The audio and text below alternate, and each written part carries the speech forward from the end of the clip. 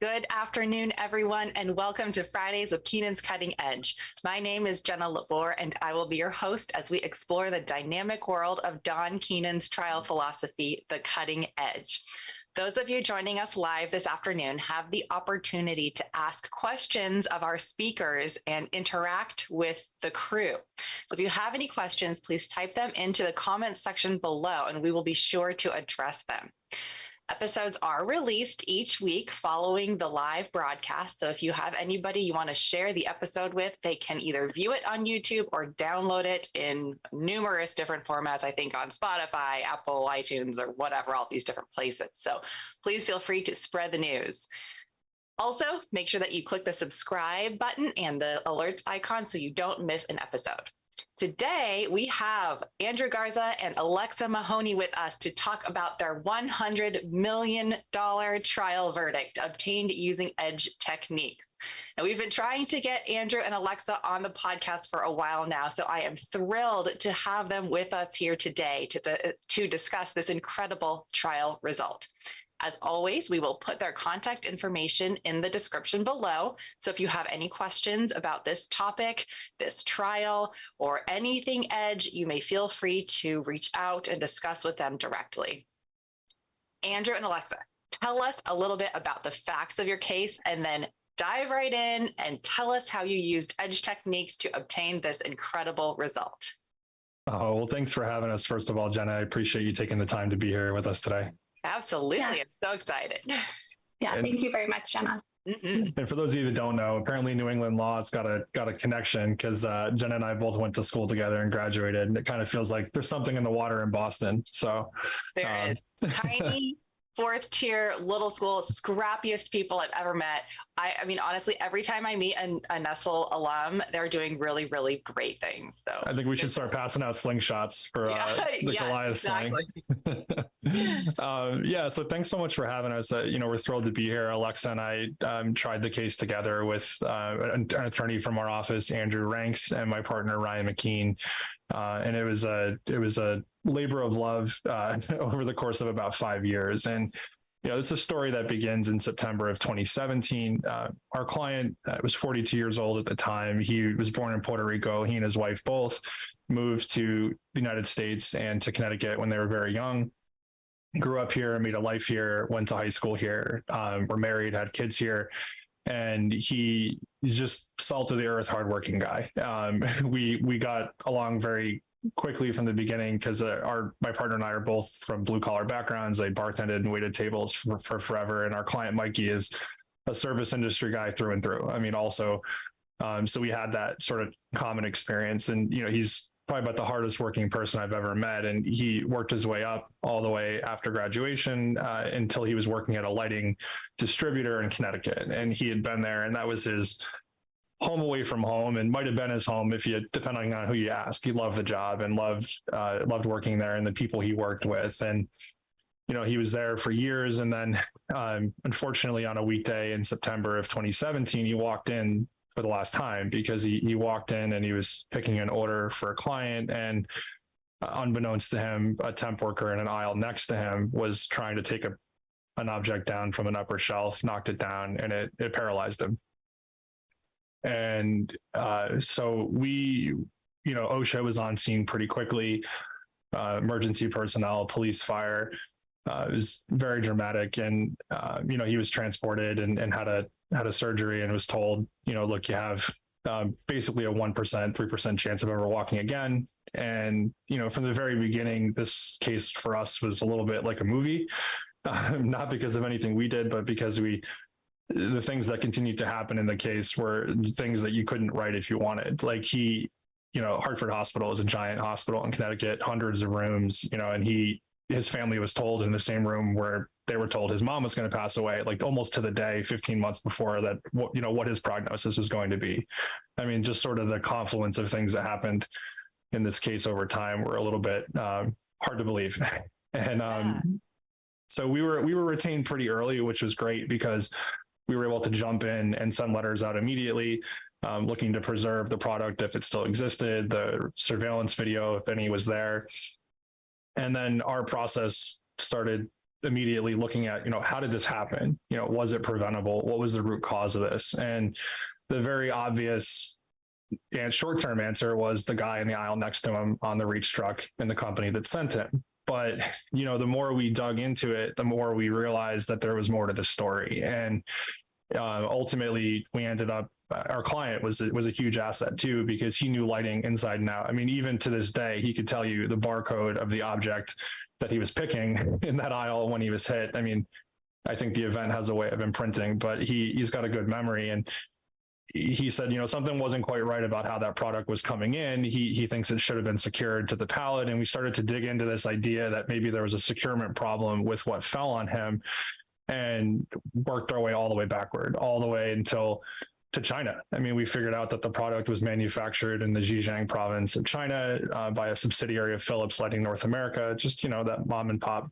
operation that they are. Yeah. And little teeny tiny company, right? Yeah. And they had outsourced a lot of the work, and the product was shipped to the US. It was arrived and at a port. It made its way to Pennsylvania. It was unloaded there at their warehouse. And our position became, based on our investigation, that they didn't do the safe thing. They had an opportunity, the means to do the right thing, to secure it to the shipping pallet when it went out to their customer, our client's employer, and they didn't do that. And more importantly, had they done that, we wouldn't be here. And, we ran, I think something like Alexa could tell you, maybe over 10, it felt like 10 focus groups over the course of the case. Some over and over again, like Groundhog Day, to unpack and see what people thought. And, we realized pretty quickly, like all things, I think you have to show mechanism of injury. I mean, this was an unwitnessed incident. We had surveillance that showed like the side of the aisle, but not what happened. And we were realizing, look, even, as I explained it earlier, my client's in one aisle, basically aisle 6 of a supermarket, and the Temps in aisle 7. We had focus group folks like 2 hours into a group saying, well, so was he next to the guy on the reach truck? And so maybe there was some comparative negligence. So yeah, they just weren't getting it, like based on a verbal description alone. So we're like, what visuals can we give these people to help them understand what's going on here? Yeah, no, I have to admit that I'm like, okay, wait a minute, where were they? What was he doing? So, exactly. Right. And so we came prepared. So we realized, it's critical to show a mechanism of injury, a mechanism of event. And we immediately got to work developing some animations with a great group of folks out of Boston, Total Trial Solutions. I can't say enough good things about them. What they were able to do, I mean, essentially, it's really impressive. You can, these days you can do a site inspection of the warehouse. You can use radar to map every specific point to create basically stick figures or a stick outline of an environment. And then they can take measurements and photographs and layer those on top of the points, the point cloud, they call it, to develop like the closest thing you're ever going to get to being there. And then you can couple that with, in this case, our packaging expert, who could explain that this illustrates his opinions of how this product would have moved based on the dimensions. And what you end up with is a massive amount of work that goes into a 1-minute presentation. And Right. I'll see if I can share that with y'all now. And this is what we call the wrong way animation. And I mean, this is accurate to the detail. I mean, the missing deck board on top here is accurate. The shape of the contours of the underside of this, the number of boards underneath, the channel in this metal rail, and the number, 13 by 7, I mean, the green banding location. And what you end up seeing, the first part was to show the dimensions of what this is. And as you can see on the bottom, I don't know if my cursor shows up, the plastic wrap doesn't extend all the way down onto the wood.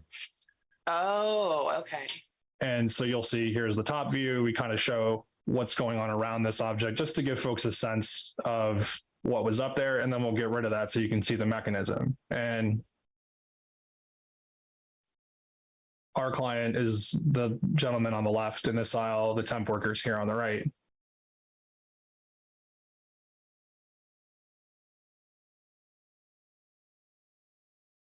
Oh my God.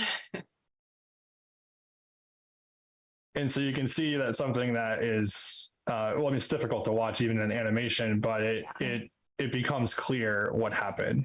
And, The more metal of that trolley right there is all crushed in. I mean, even that detail there, and Yep. that's incredible. Yeah, the detail is incredible. And it really came in handy for us later because we had a real stickler of a judge when it came to like demonstratives and things of that nature. So we probably wouldn't have been able to use these at trial if they weren't as precise as they are.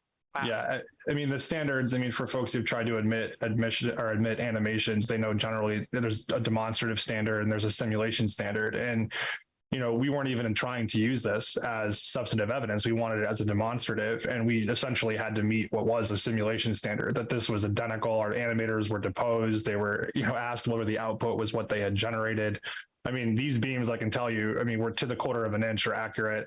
The shirt this guy's wearing from a surveillance video that teal was pulled from, everything is as accurate as humanly possible. And, so once we were able to show this, we got a bunch of animations that we're not able to show today necessarily, but then this is the wrong way, right? And so what would have happened if it had been done the right way?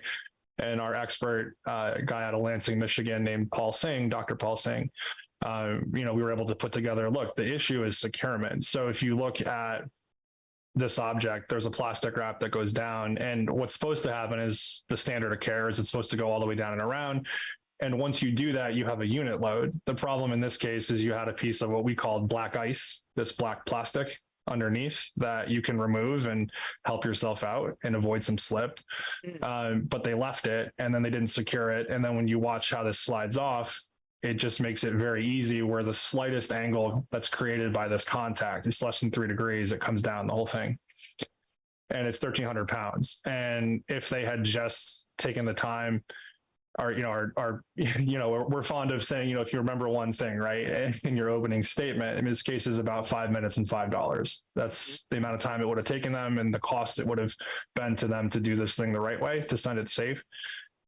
And then we had highlight just 2 things that you guys have talked about. So for the audience, who is kind of, get maybe people who know the edge really, really well. Maybe other people are kind of getting into it. Maybe others have just stumbled across this. But 2 things that have really come clear to me throughout just the few minutes we've been hearing about this case are, number 1, woodpecker. Okay. Don't stop the obvious defendants in a case. I mean, what I'm hearing from Andrew and Alexa is that they went all the way. I mean, you heard it from Andrew, all the way to China. Don't stop at let's see, the temp agency or the store or the person who put, this pallet here in this location. Chase that rabbit hole, go all the way down, because you got to bring everybody to the party, right? You don't have the opportunity to do that later. And when you have a very seriously injured client, you don't want you want the sky to be the limit when it comes to the availability of resources to recover from the defendant. So that's one of them. The other is know what you have to prove and know it early, right? You don't want to get to trial and have a stickler of a judge who says you cannot use this animation that you've spent a lot of time and money on. So get in there. And I know it's a little bit of backtracking, Andrew and Alexa, but will you talk to us a little bit about how you made sure, either through discovery or through witnesses in depositions and that sort of thing, to make sure that you could get this animation in? Because I know that's something people struggle with. And I even had it was actually another stupid demonstrative that should have been allowed in, but it was excluded because judges just don't know the law, which is sad to say, but it's true. Yeah, they're really not comfortable with them, and I have immense respect for this judge, and I don't, especially in a case of this magnitude, caution can be a good thing for both sides. But yeah, I mean, the standard essentially became one of having to admit a simulation, which is not just that this fairly and accurately represents what you say it does, but I mean, there was concern. I mean, we started the discussions on admitting these animations with the judge saying, well, I had someone try on my last trial and I rejected it. We said, good, we're off to a good start. Yeah. And so, I mean, the answer is early. Disclose as early as you can. I know that's hard with trial work, especially when you're talking about spending into an animation. But I mean, this case was tried in October of 2022. We started jury selection the month before, and we had a mediation in June. And we made sure, I had started working on these animations probably in February or March. And we had, as much as we had done, disclosed for the mediation itself. So we could say, look, this was out early. they've had this for 4 months, and they tried to nitpick at the animations, and we said, okay, judge, have them tell us what the issues are, so we want to get it right. So if they're going to say it's not accurate, the goal here is to get it accurate and have it be right. And so I'd like them to list what they think the issues are, and we'll get them fixed, and we'll accept or reject and let the court rule on the rest of it. So getting out ahead of it, we disclosed them preliminarily and as part of the mediation, and then we filed affirmatively a motion in limine to admit the animations. We made sure they had what they needed. There was an open question about what level of discovery was allowed. Because I don't think a lot of courts know whether or not they can depose the animator. Technically, I don't think they should have been allowed, because are they going to depose the Staples rep who prints your enlarged demonstrative too? But it's a little trickier when the court wants some certainty, or they're not so comfortable with how the animation's created. And I actually think to some extent, it helps educate the court about what the process is. So, and we looked at it as an opportunity to show the work we had done, because they wanted to depose our animator, and challenge the foundation. And we said, okay, well, great. Well, we want to play a little bit of that at trial, because they're going to hear all about how this guy worked for Steve Jobs and the work he did for him, and just the level of detail. And it became kind of interesting at trial, because they tried to cross-examine the animator on all of my involvement, right? This classic, like, this is all steered by Attorney Garza, it's all big conspiracy. And all they ended up doing, I think, is showing how detail obsessed I am. Because it'd be like, I'd send an email and be like, okay, there needs to be 3 wooden boards. This one's broken. The color is not quite right. And it really showed them the work we put in to get it right. Mm-hmm. Well, and I think the fun piece of it too, if I can jump in, Andrew, Please. is a lot of the foundation of those animations were actually the defense experts' work product. So it's hard for them to dispute, the accuracy of the animations when it's like, well, hey, these were your guys' like laser scans and photos, and they went to the warehouse and they did all this work. So you can't have it both ways. Did your expert do it right? Or, are you disputing that now, and these animations are wrong? So that was, that just sort of worked out for us in a way, but that was definitely a fun piece of it, Yeah, it was also made more fun because we got all of his materials in discovery when we were going to depose him. And then I said, great. So we're going to turn all this laser data over to our animation company, and they'll be ahead of schedule because they don't have to go out and map the warehouse themselves. And then they did the work for us. It was great. We said, look, we don't question and then we ultimately were able to successfully preclude that expert's opinions, theirs. So it kind of felt like we kind of looted the body, and then we were like, we're done with you. But we said, look, we don't question his ability to use a ruler. We question his ability to opine in the way that he wants to here. But yeah, so we were able to, we turned, what they thought was a strength, and we handed that over to our folks, and we said, great, okay, we all agree on what this place looks like. You saved us a trip. Mm-hmm. We agree with your ruler, and now we'll put our experts' opinions on top of that, and then you've met some of your foundational requirements. But it was critical in this case to be able to show the jury what happened, how it happened, why our client is oblivious to what's happening, and why it couldn't have been avoided too. It happened so quickly that there's no world where it's avoidable. So I don't know if that helps, but the answer is early. And to your point too about being a woodpecker, this issue alone, I want to say there was probably 6-7 different briefs. We moved in limine to admit it. They moved to preclude it. They wanted discovery of our animator, and we fought over that. And ultimately it's just, we continued to try and to, and I told my partner, he said, you did a good job on these animations. I said, well, we got 5 of them. So if all 5 of them come in, I'll be happy. And they did. So we're very happy about that. But it's you got to be prepared to have the fight, disclose it early, so you avoid, claims that they're prejudiced. And it's really important to do it. Disclose early, everyone. I know sometimes it's tempting to say, well, we have this animation, we want to kind of spring it on them at trial. We don't want them to know our theory of the case or whatever. I don't know how you guys feel about this, but I would say it's not worth the risk. Definitely not. Yeah. If you want to use it, get it out there. The facts are the facts, and you gotta be ready. There's just a practical limit to what judges are going to allow that late. Mm-hmm. And if they are going to order your expert redeposed because this is some undisclosed opinion, or so the defense says, or they want to depose the animator, you got to have time for that and time for the fights. And Keep yeah, going. no worries. So then this one's even shorter. This is a 3-second animation, but this is the right way. So I don't know if that's up on your end. It looks like, Yep, I see it. yep. And so here the plastic wrap goes all the way down and around like it's supposed to. It creates one unit load as opposed to two different things and an ability to slide. And what matters here is the center of gravity stays back. So you watch a 3-second clip and it just stays up instead of it. Because if the front edge even falls off, this is called a stringer pallet. If you ever want to know about pallets, I'm your guy, I guess. We know all about them now. I bet. Stringer pallets, blockway, 2-way, 4-way. But yeah, so then it slips and it just catches before the center of gravity is over the front of the beam. It'll stop. It stays one unit load because it seems kind of improbable that a little bit of layer of what looks like saran wrap, but in effect is a lot stronger, can prevent a 1,300-pound object from falling. And it's all about acceleration. And, here, just that one clip, you have your expert explain it and he's an authority and you just show him, look, here's why, this is it.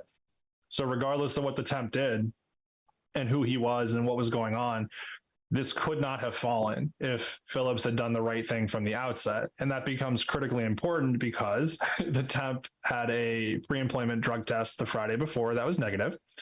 A post-accident drug test on the Tuesday that was positive for cocaine. And it became a big issue in the case for a lot of reasons. One, it ended up being trickier than it appeared on its face because you get a positive result and you think, okay, this is all about the temp and that's all it's ever going to be about. And we ran focus groups and we understood that was going to be understandably a big area of focus. But then the Friday before we were going to open, our toxicologist was precluded. He's never been precluded. And the court It's that stickler judge again. Yeah. And the reason, the reason was, there's an extraordinary amount of cocaine metabolite in his system, and cocaine's trickier than other drugs because the acute intoxication phase is so short. And, but there is, especially if someone's a chronic user or not, a very significant post-crash period where there's an impact on their psychomotor function. And our experts said, look, what we know is it was negative the Friday before, and what it was after this incident, immediately after, within 30 minutes. And we know that either he was acutely intoxicated at the time, or he was coming down from such an extraordinary recent use that it would have had an impact on his psychomotor function, his ability to see and to hear and to feel. And the judge said, well, there's just not enough empirical evidence, let alone the scientific evidence that we had, which was in the form of a reliable test. They didn't dispute the accuracy of the test. But they said, look, nobody observed any impact or any issue with him. And it's a little bit tricky because you wouldn't necessarily observe.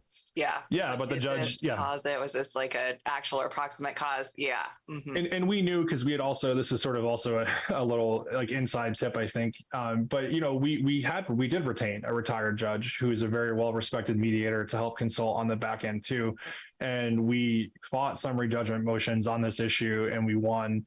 But we knew even though we'd won, this evidence is it's like plutonium. You need to make sure it's firmed up for any judge because once it's in, you can't unring the bell. And we knew that it was going to be tricky and a judge is going to really do their best to make sure it's reliable. And we think it was, and it should have come in. But ultimately too, like the expert they disclosed, we ended up after sort of having a minute of, well, how did that happen?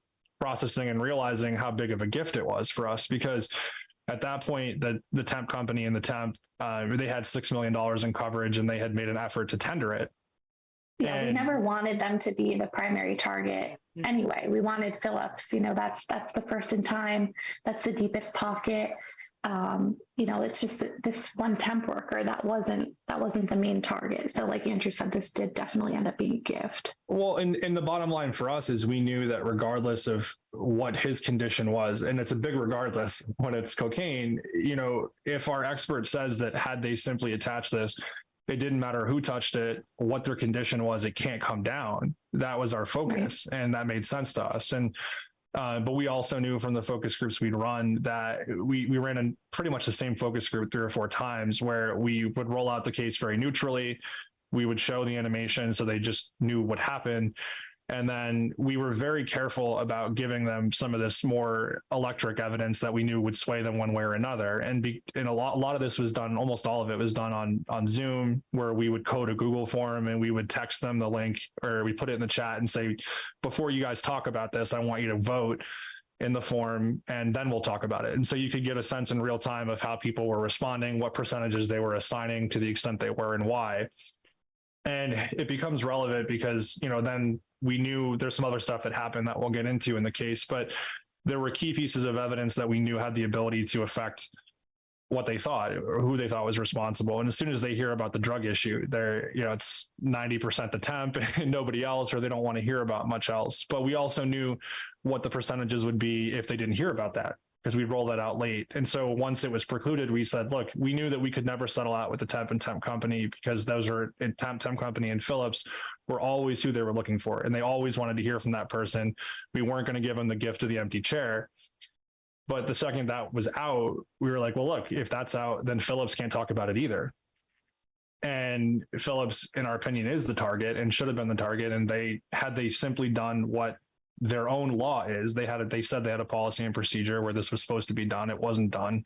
I think we proved that. They still disagree, but it wouldn't happen. And so that was one of the things where once we kind of talked it through, we said, look, I think we can settle out. I might get yelled at for saying that we settled out with the temp and temp company, because we don't. I won't yell at you. I've done it too. Yeah, no, and we were very, very, very cautious and it was very deliberate. We looked at, look, you could have agreements with folks, but then our state has rules on Mary Carter agreements where then they can try to impeach my client or bring up the fact of the settlement. And then this entire thing looks like it's some lawyer's game that the jury, and really we're like, look, this is too important. It's the rest of our client's life. And we're either everyone's in it together, or we're going to find a way to do this the right way. And so we ended up settling with the temp company and the owner of the racking system for $8 million prior to opening statements. And then the case became only about Phillips. And that was helpful for a lot of reasons. It's just a cleaner case. That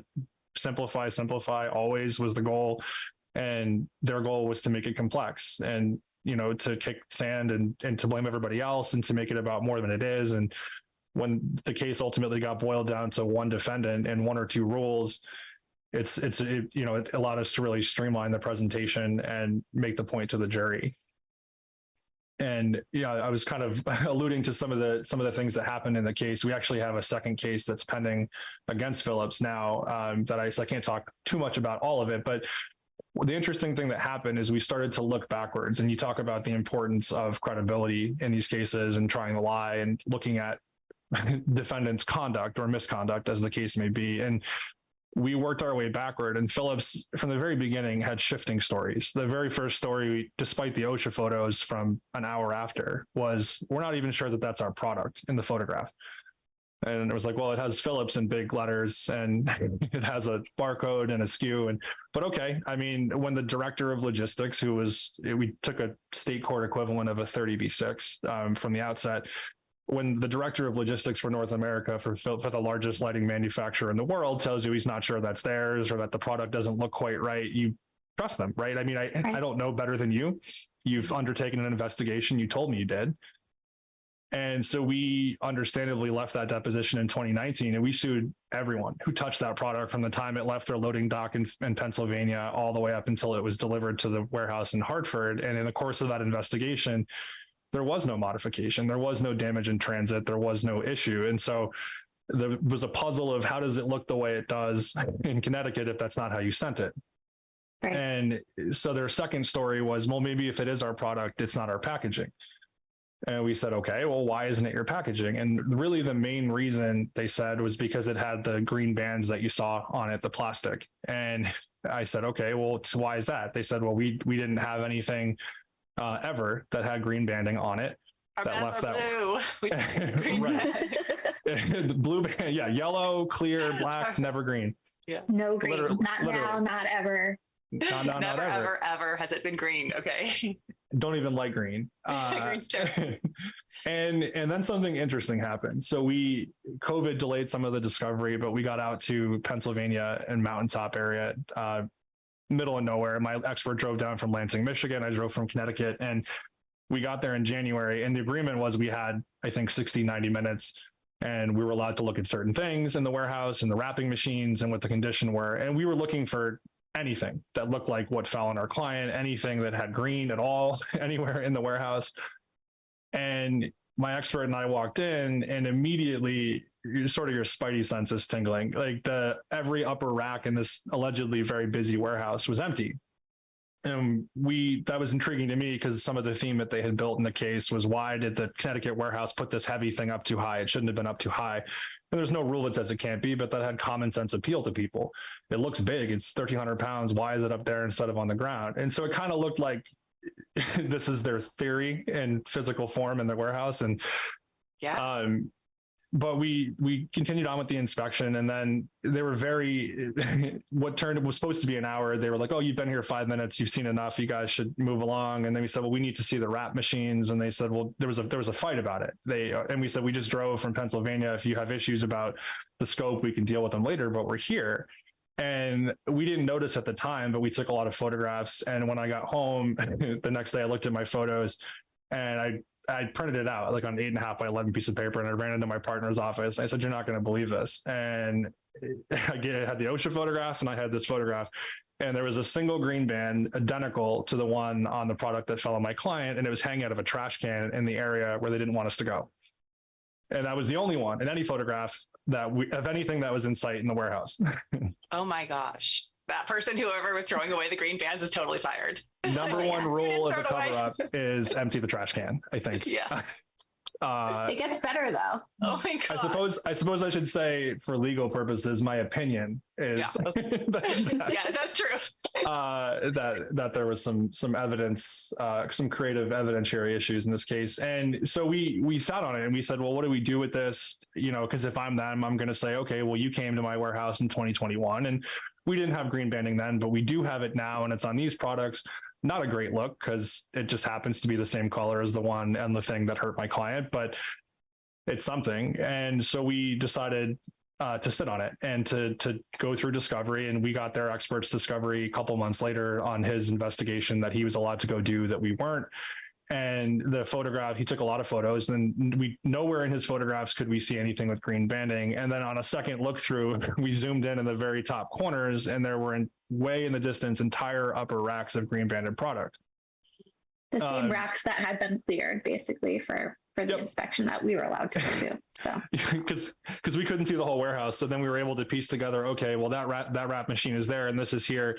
And then you could put them side by side, and the entire racks that were cleared that were in the area where that were exactly where these green banded products were in the distance in this guy's photographs when he went 2 months later.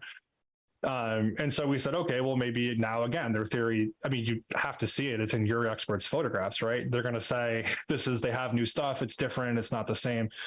Nope. That expert testified in September, 6 months later, that he didn't see any green banded product during his entire inspection of that warehouse. He interviewed the employees, the number one and the number two. They told him there had never been any green banded product now, ever. And he didn't see any when he went, certainly did not. And that became intriguing because some of the photographs he took happened to be angled down just enough to cut out the upper racks where the banded product was. So we said, okay, great. Thanks for your testimony here. Anything you want to change? No, perfect. And then worked our way up. And I had a call with David Hoey. Actually, we were going to do the number two and number one on the same day. And I said, do we confront him? Do we save it for trial? And he's like, what do you have to lose? I mean, you have him on video. We record every deposition. And so, the number two says, not now, not ever, no green. Number one says, I've been here 17 years. There's no one in the world who knows this warehouse better than I do. I asked him, I said, like Truman says, the buck stops with you. He said, yep. And we had a little bit of fun at sometimes. And I said, okay, well, just to be clear, no green banding, not now, not then, not ever. And I asked him about 13 times, literally, so there's no confusion. And I said, okay, well, I want to show you a couple more things before we're done here. Anything you want to change? He said, no. And I pull up the photo, and we have this video recorded. And I said, well, could you tell the jury why there's a green band in the trash can the day we go? Zoom in on it. So this is at trial. This is not, no, it's in his depot. It's a video depot.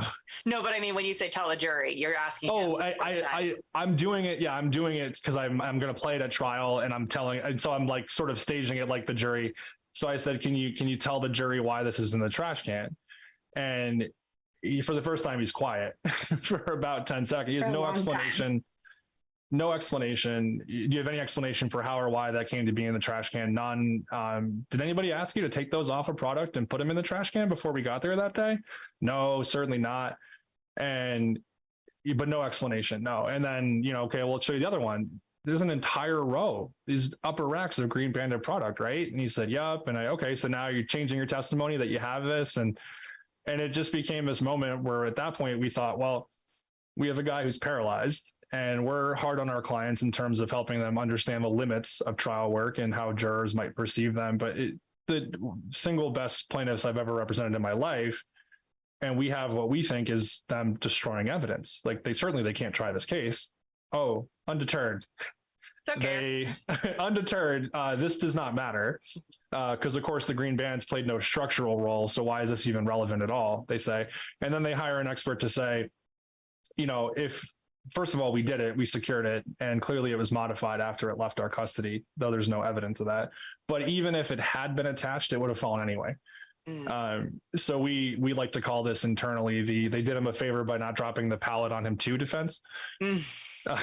And for a lot of reasons that defense had no legitimate basis in our opinion, and ultimately that expert was precluded after we got his data, which was fun. But that's good.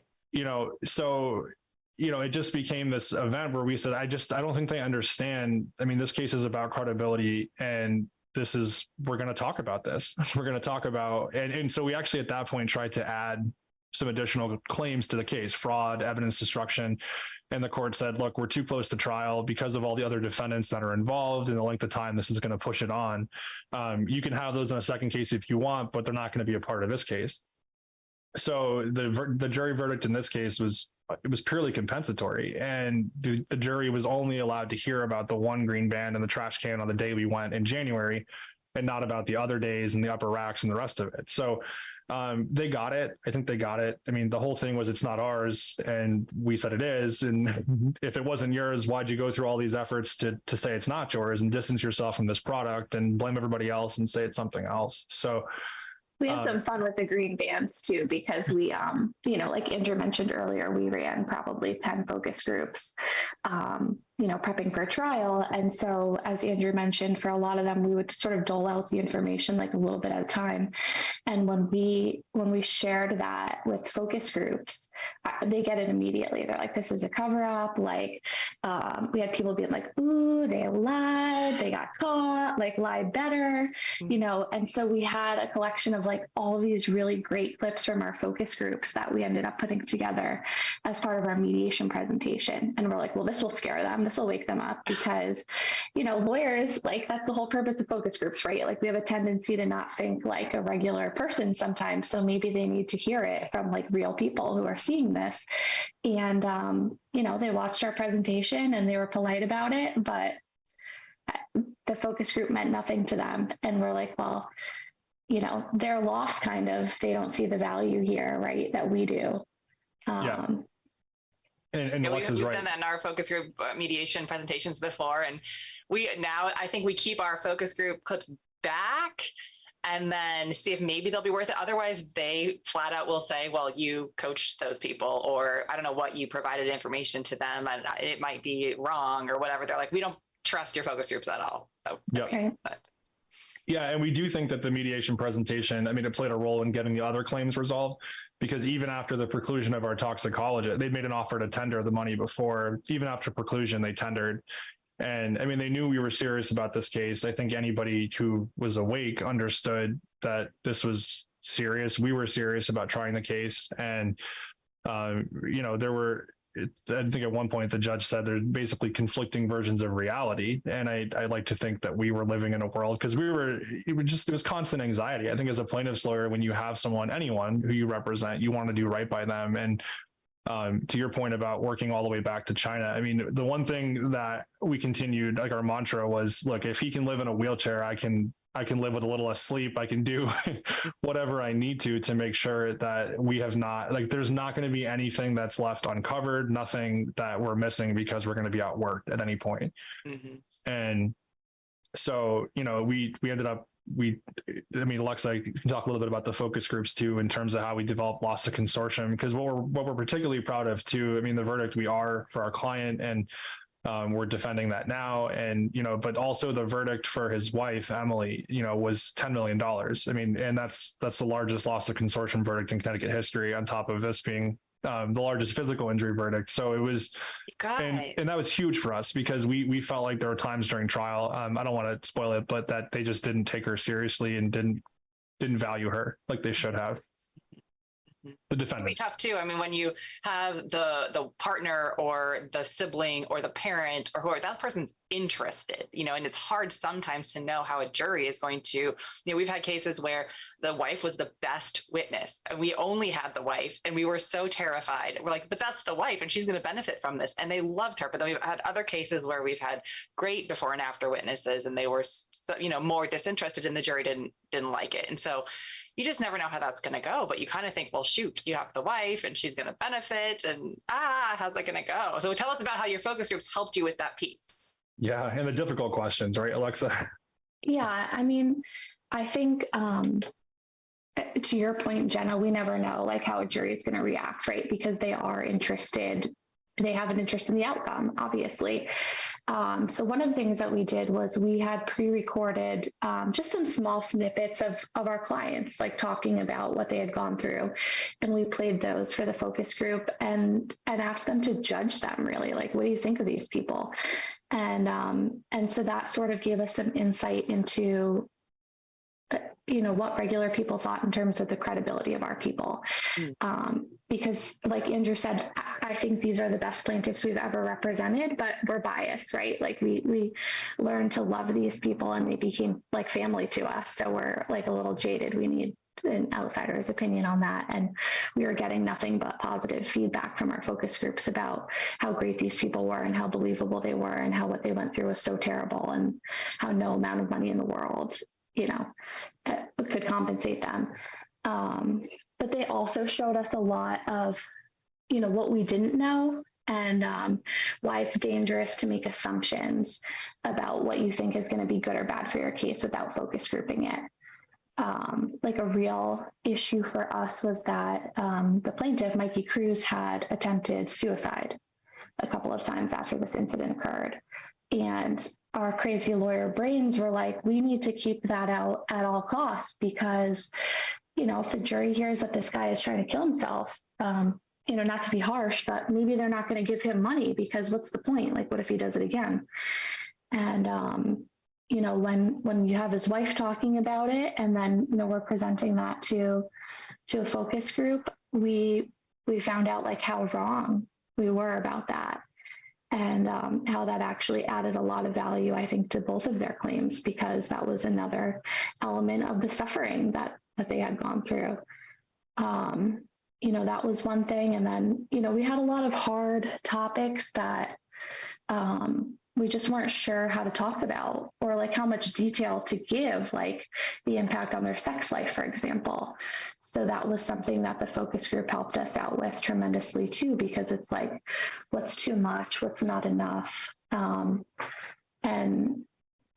We had great clients who were very open and willing to be vulnerable to a jury. So that obviously helped, but the last thing we wanted was like to be coming on too strong or to leave them with questions. So the focus group was incredibly helpful, filling in those gaps. And to Alexa's point too, you had hard questions that, are they going to give him a full future medical care if they don't believe he's going to need it or live, right? Or but instead, the reply we got from focus, they're like, why didn't you tell us? Like, I might kill myself. I probably would. Like, it's like people think about this and it's human and it's normal and it's going through their head. And, you think you know it all, maybe as lawyers, but if you're smart, I think, you don't know much. But, those are things that we said, okay, well, we have to talk about these as hard as they're going to be, because part of the closing too was, a series of what if questions. What if the next attempt is successful? What if she leaves him home, leaves him with the wrong person to take care of him? What, the fears that she has as a spouse. What if the pain medication stops working for him? It changed the ways that we developed some of the expert testimony, where I talked to the pain management doctor who is his treater, and we talked about statistics and that people that are paralyzed, I can't remember the exact number, but I think it's at least they have suicide rates 10 times higher than those in the normal population. And so you have these themes that you're building into examinations that are important and are big elements of damages, and you reinforce them and you echo them through other testimony too.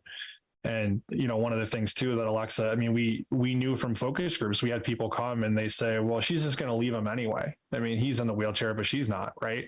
And it's hard. That was a real fear of ours. Yeah. And, that turned into a fear. We turned that from a fear into let's go at it. Right. So, her examination of the wife is, have you thought about leaving him? How many lawyers want to ask that question of a lost to consortium spouse? And we knew the answer. We knew who she was. We knew what their relationship was, and they saw her. And I don't think anyone believes, nor do I, that she's. Like anyone, she's had moments of difficulty, but she's never thought about leaving him. And those are the things that you have to address, the unexpressed questions that focus group and members of your jury are going to have, and you can't shy away from the hard stuff because you think you know.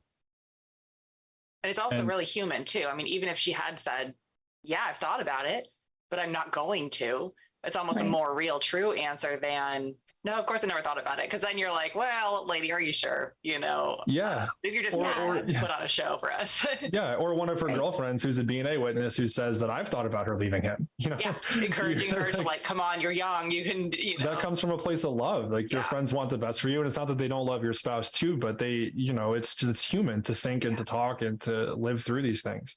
Mm-hmm. And we learned, and then it prompts conversations, with you and your client that maybe you wouldn't have otherwise had, because, we have to have this hard conversation so I can prep her for a testimony, right? And she says, yeah, I have these moments where I'm like, why did this happen to us? Why did this happen to me? But, the thought of leaving him never crossed my mind. But then we learned that in the emergency room or the hospital, when Mikey finds out he's paralyzed, he actually told her, in that moment, this is your out. If you want to leave me, I wouldn't make you sign up for this. You can go. And that was a really powerful thing that maybe we would have never known had we not been forced to have that difficult conversation. Absolutely. Yeah. And I think, it also showed us the importance. I think every case is different. A consortium case isn't right for every case, but we had focus group folks who were saying I don't think you guys spent enough time on her. They were defending her. And then that changed our whole approach in terms of at that point, from that point forward, Alexa was individually assigned to she had her own lawyer. Right. And because I had worked with Mikey over 5 years and both of them, but it was no, she needs her case built in her own right. And Alexa became her person, her, multiple interviews, witness prep, the examination, the relationship, the trust building. And it was important. It was important for her to be seen and heard. And it was almost, you can't script it, but then in the defense's closing, they didn't even talk about her, not even once. And that allowed us to get up and rebuttal, because there were pieces throughout the trial where in particular, they cross-examined our life care planner and they said, you've allocated some time for, some money for a CNA or home health care. And his wife was a CNA. And our position was she had never been off duty since September of 2017 because she worked and then she came home and she was his caretaker. And it still remains one of the rudest lines of cross-examination I've ever seen. You've allocated for this, but they're not paying for that now. And our expert, because he's not a blushing violet, was yeah, because his wife's doing it for free. Well, my question, sir, was they're not paying for it now. No, but it doesn't mean they don't need it. And that allowed us to get up in closing and say her life matters, her time matters, and we see her, and whether or not they want to value her time or they don't want to pay for it all, it doesn't matter. It's important to us. And then they don't even mention her in their closing, and we get up in rebuttal and we say, we don't agree with them. She's here. We see her. We know you see her, and we're asking you for a verdict in her own right, and it just, it was a long trial here. Selection took 3 weeks because we talked to jurors one at a time. Oh my God. Oh my God. That's so insane. Yeah, you have a constitutional right to individual voir dire here. So in state court, they come in one at a time, and I've said it's questioned by firing squad. It's about 45 minutes per prospective juror with the 3 defense lawyers and me, and to even get them to a point where you decide if you want them. So we sat 6 and 4 alternates, and it's a challenge. It's a huge challenge because when I go to voir dire and advanced voir dire, which I can't say enough good things about the KTI courses, the tricky part for me is when we get into discussions about the importance of crosstalk and bonding. You're like, good question. What if your jurors don't see each other until they show up for jury duty the day they've been sat? Mm-hmm. And what would you say is some unique things that you guys deal with in that respect? What do you look for in a juror to give you a signal that they will be a good cooperative person, or that they are strong in their opinions and won't be swayed if it's an opinion you like, or vice versa? Yeah, so it's a great question. It's one we've struggled with as we've developed methods for Connecticut. And, really the answer is we ran focus groups to develop what we thought was the best juror profile. We looked at all of our data over all the focus groups to see, okay, who did we like, who was best for us? We had focus groups where we literally didn't even look at the biographical information. My paralegal would just put them on, and the 3 of us as lawyers would just present them with a case, and we would just listen to them and try to predict how we thought they would do or how they'd be as jurors, and then see how we did and how we matched up. And ultimately we had data to sort of generally decide who we liked demographically, what kinds of questions mattered. The methods from the EDGE advanced voir dire course in particular are evergreen, even for a state that's individual voir dire. And you do your best. I mean, you kind of know, you think like who is going to be a follower a little bit and who's going to be a stronger personality. And so we did our best to pick people within our profile that we thought would play well together. And I mean, by the end of it, I'm sure they still talk. I think they do. And, we were pretty certain about 1 of 2 people that would be the 4 people, and they were. And, and, I don't know that you can always predict that, but I think the goal for us is you can't encourage crosstalk and you can't encourage bonding. So there are times where we're like, okay, we have 5 strong folks. We just need a follower. Let's find somebody who's not a rat, who's a follower, and put them on. And so you're kind of gaming it holistically, and you're constantly like, well, how is that person going to play with that person? And do we need more women in the room because we've got 4 and they're going to feel overpowered? And, so that we're constantly doing our best to try to figure out how they're going to do together. But, I think we had an amazing jury. They saw our clients, and, we're forever grateful for them. Were you going to say something, Alexa? I thought I was...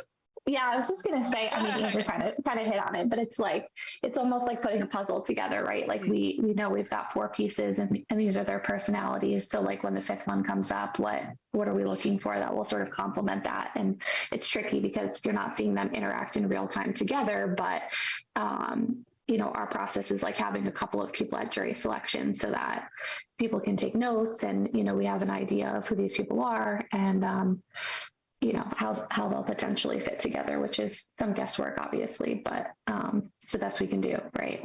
Do you find that they are more forthcoming with you in their individual? I guess I don't know if you have anything to compare it to, but I mean, I almost feel like, I don't know, some people might keep their opinions to themselves if they think everybody else is going to judge them. Yeah, I think that's my theory. I think the people that are introverted still have trouble sharing, and maybe have more difficulty sharing in a room with 4 people where someone isn't normalizing sharing whatever it is we need, particularly when they're very difficult issues. I mean, we came at consortium, hard, non-economic damages, hard, race as an issue in our case, and, difficult questions with people. And to some extent, I think they were more comfortable. Or it allowed you an out, or if you felt like someone wasn't a good fit because of the research we had done behind the scenes, and it seemed like they weren't comfortable, you could say, well, it really seems like you feel strongly that this would be a hard case for you to be on. So it can, sometimes you try to use it if you can. But I mean, we knew, from the advanced voir dire course, I don't think it's necessarily secret sauce, but if race is an issue in our case, our clients are from Puerto Rico. I mean, we ran a focus group where 50% of our participants in advance didn't know that someone born in Puerto Rico is a U.S. citizen from our jury pool. Yeah. We're like, well, there are attitudes towards people who are, whether they are or are not U.S. citizens or are or are not from Puerto Rico. People have feelings. Mm-hmm. And so we came at that very directly. You can't you can hope and be optimistic about the world, and that's a good life I think, perspective, but you have an obligation to, vet people and make sure they're going to treat your client fairly. Right. I mean, it's not even just a citizenship thing on its face. It's this person is also coming into court and asking for a lot of money to compensate them. And so even if somebody might feel one way about just people from different countries in general, they might feel a different way about somebody who's coming in using our system. And if they don't have that quite a good understanding of what that really means for somebody who's from Puerto Rico, then that's a lot of layers. It's a lot. Yeah. Well, you get the baggage of what people think about minorities in general. I mean, so at least Hispanics, and so you do your best to present your client as who he is. I mean, look, this guy has literally worked since he was 14 years old. I mean, he 3 jobs. He walks. We had to get the one client who was paralyzed who loved walking. I am not in shape, but this man walked to and from work and worked a full shift every day in the snow, walked his kids to school every day.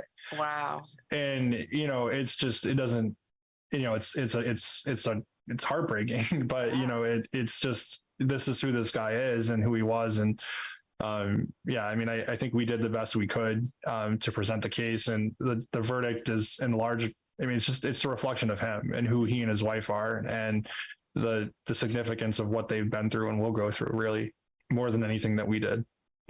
Absolutely. It was in person for you guys? Yes. Yep. Okay.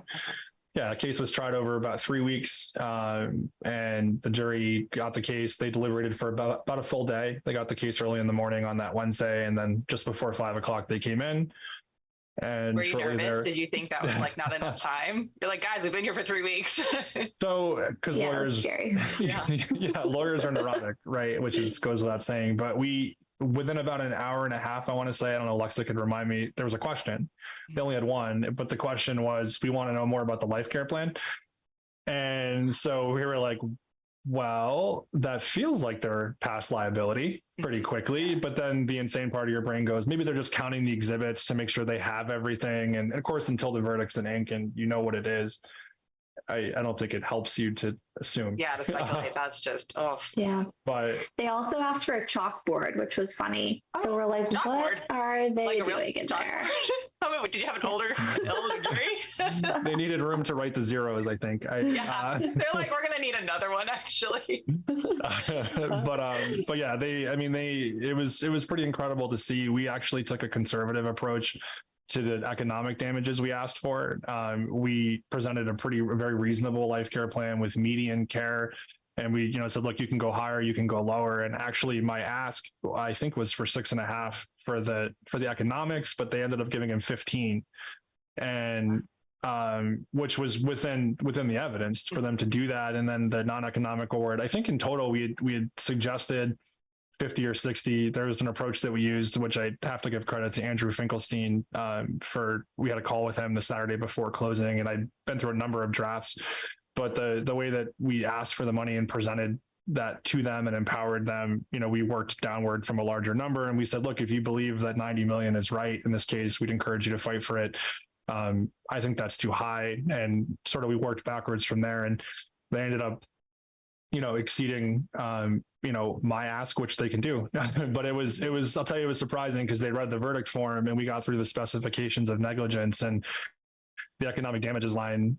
I knew what I asked for, and then the number was 15. And I said, well, wait a minute, like, is that a compromise? Because maybe they gave them more for the care and then somebody shaved something off of the non-economics. And then that number was not low.